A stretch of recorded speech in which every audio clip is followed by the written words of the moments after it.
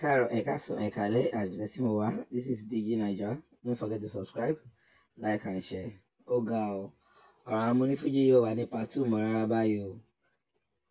Atawẹ́wẹ́ ó ti fẹnu kó skibọ̀ báyìí o. Wọ́n ní interview tó lọ bó ṣe dráàgì Paso, bó ṣe dráàgì Saheed Òṣùpá. Òun làwọn fáànù Òṣùpá fáànù Paso wá ti bínú tán báyìí o.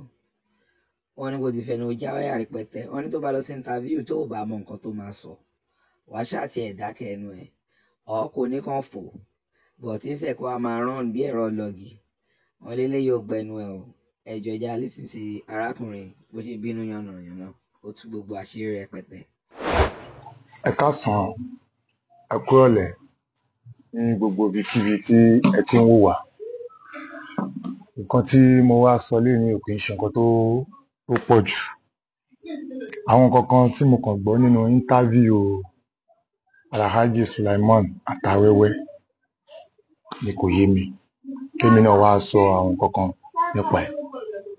Nínú íńtávíù wọn tí wọ́n íńtávíù wọn yẹn, wọ́n dà pé tí n bá calculate éèjì wọn mọ́ gbogbo nǹkan tí wọ́n sọ yẹn, éèjì wọn ò ju bóyá 50 or 51.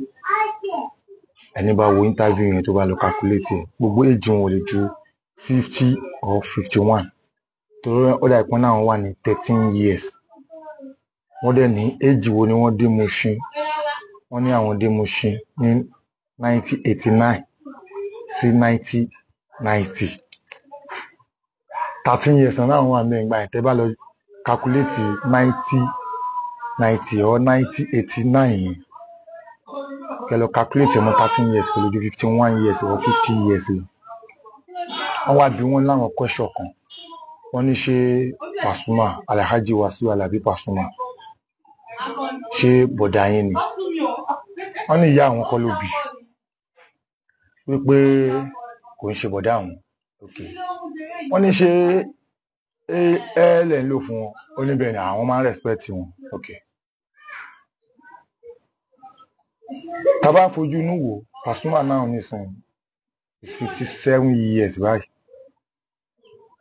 sí 51 years. 6 years yẹn tí wẹ́wẹ́ máa fi kú wọn lè lé bá o. 6 years yẹn wọn lè lé bá. Mo dẹ̀ believe pé interview tí wẹ́wẹ́ ṣe yẹn wọn lè wà níwájú Paso kan sọ, torí mo wo interview àwọn àti Paso kan, wọn tó bẹ́ẹ̀ láti lanu sọ pé ẹni tó jókòó yìí àbí kan sọ ò bro ni wọ́n sọ títí gbogbo ọ̀rọ̀ tó ń sọ tán. Bro ló ní kí n lọ sí island, kí n kó Mushin, kí n lọ ranjú mọ́ wọn Mushin ní island, pé èmi náà máa ní orúkọ ńbẹ̀. Èmi àti bro jọ wà. Gbogbo nǹkan tí wọ́n sọ ní interview yẹn nìyẹn. Ó ṣe wá dé interview tẹ́ tún wá padà lọ ṣe, tẹ́ wá ní Pasuma kì í ṣẹ̀gbọ́n yín. Wẹ́ ibi tí làákàyè tí wọn tó yé wọn mọ̀ nìyẹn. Gbogbo nǹkan fi ń juyàn lọ láyé látijọ́ tèmi ti gbọ́njú tí mò ń rí lára Paso àti wẹ́wẹ́. Gbogbo nǹkan fi ń juyàn lọ ni Paso fi jù yín lọ. Ó fi éèjì jù yín lọ. Ní stardom ní industry now, tẹ́ máa fi kú ẹ̀ lè bá Paso.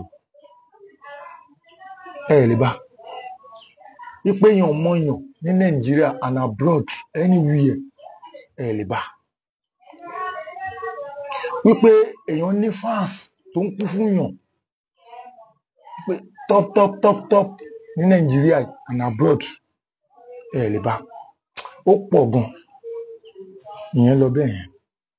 Ẹ tún wá parọ́ kan, bóyá arọ́ ni bóyá òótọ́ ni, àmọ́ gẹ́gẹ́ bí ọgbọ́n orí tèmi fi gbé àtòyé tèmi fi wò, mi ò believe pé òótọ́ ni. Mi ò believe. Ẹni ìgbà tẹ́ nǹkan ni ẹ lọ kọrin ní Èbúté Mẹ́ta àbí Ajégúnlẹ̀. Mánéjà yín wá sọ sí yín létí pé bọ̀bọ́ kan wà bí ó ń kọrin, pé ó ti máa ń wá show yín bóyá bí 3 months 4 months, pé ó fẹ́ wá gbọ́wọ́ show yín. Ẹ̀yin wá ní ta ni? Wọ́n wá ní Saheed Òṣùpá. Wọ́n wá lọ pé wọ́n ní Saheed Òṣùpá lónìí. Wọ́n rẹ̀ pé ẹ mọ̀. Lọ́wọ́ dẹ̀ pé kán gbé máìkì fún mi kọrin.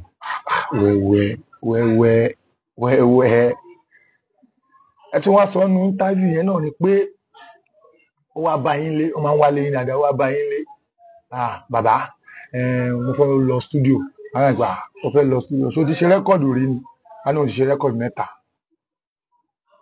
èyí tó ń fẹ́ lọ ṣe tí ó bá ti lọ tí ó ti lọ in fact àwọn ò ní ṣe rẹ́kọ̀dù mọ́ ẹni Saheed Òṣùpá sọ bẹ́ẹ̀ fún yín ó fọ́ nísìnyí gan-an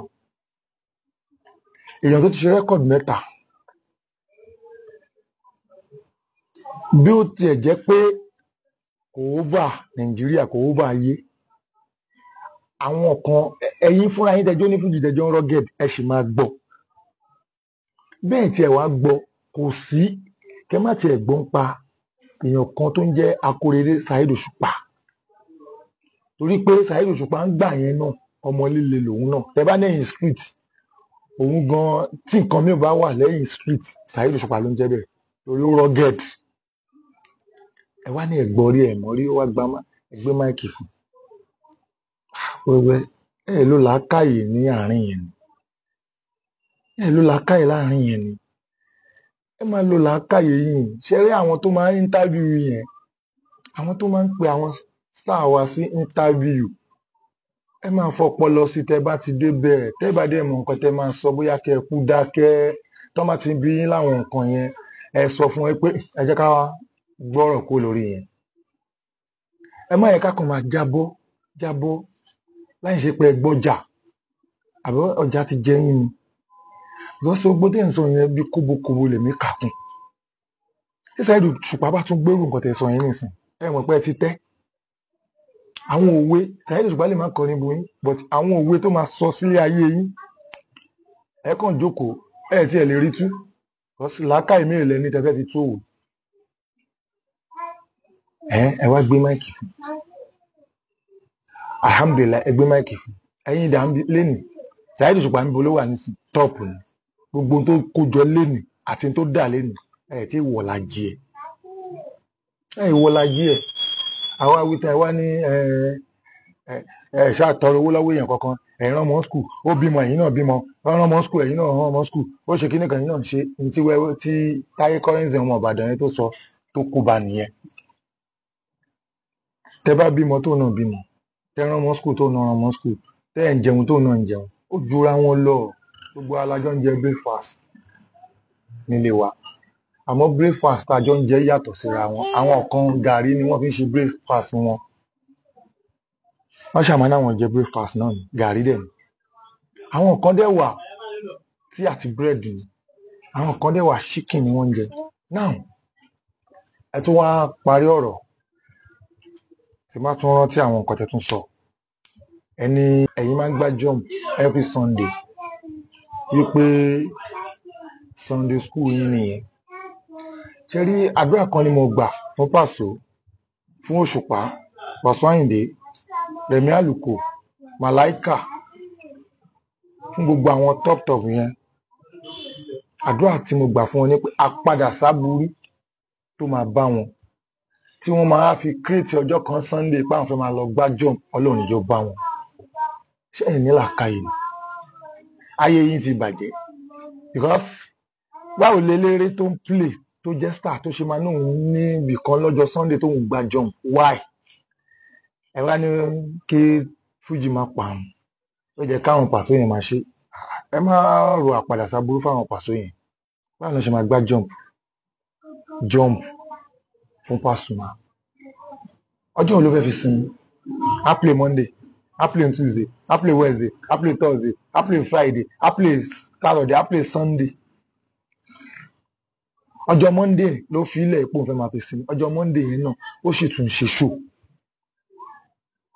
ẹjọ́ ọjọ́ wo ló fẹ́ ráyè pé kóun fẹ́ máa lọ gbá jump tẹ́yìn ìgbà kàkiri ìgbà tẹ́ rẹ̀ ni pé ta ló fẹ́ pe wẹ́wẹ́ who is wẹ́wẹ́ ṣé màá fẹ́ ṣe ok màá fẹ́ ṣe launching movie nísìn màá ní wẹ́wẹ́ ló kàn mí kù àwọn ohun mo fẹ́ pè síbẹ̀ àbí màá fẹ́ ṣe ìkómọ màá ní wẹ́wẹ́ ló kàn mí kàn àbí kí ni nǹkan rí tí màá ní mo fẹ́ ṣe tí màá ní wẹ́wẹ́ ló kàn mí kàn kí mo fẹ́ pè yín fún ẹ sọ fún mi nígbà tẹ́ rẹ̀ ni pè yín lẹ ṣe gbá jump pé kí ti yín má gbé wọ́n ṣáà lè bá mọ̀ pé èèyàn kan náà wà tó ń jẹ́ wẹ́wẹ́ ẹ ṣe creative kan every Sunday lẹ́ ló ń gbá jump bẹ́ẹ̀ ẹ wá ní ó yẹ káwọn yẹn náà máa ṣe kí Fuji má pa wọn èyí táwọn ń ṣe yẹn show tó ń lọ everyday tó ń make millions èlé lẹ́yìn pa ní jump tẹ́ ń gbà èlé lẹ́yìn pa ń bẹ̀ ẹ mọ iye millions tó ń gbé kúrò ní àwọn party tí wọ́n lọ ẹ tún wá ní àwọn eléré mi kò ní jẹ́wọ́ ni ṣebí gbogbo aláwa ní social media ìtẹ́tẹ́ fi kó bára yín nìyẹn gbogbo aláwa ní social media pé eléré mi máa wà nílé kò lọ show no everybody wọn là ń wo social media wọn Pasuma tó bá ṣe show lẹ́nu wọn á post ẹ̀ àárí tó ṣe lọ́la náà anywhere tó bá dẹ̀ ti ṣe lọ́ máa type rẹ̀ pé a wà ní Ajégúnlẹ̀ a wà ní Òṣogbo a wà níbi báyìí ọmọ tó jáde lé nìgan tíre lẹ́dà show tó ń ṣe káàkiri ẹ̀ ṣe lájí ẹ̀ kínkínní ẹ̀gán ẹ̀ ṣe tíre lẹ́dà tán ẹ̀ ṣe ń gbọ́ báyìí tó jáde ògo tuntun nínú fújì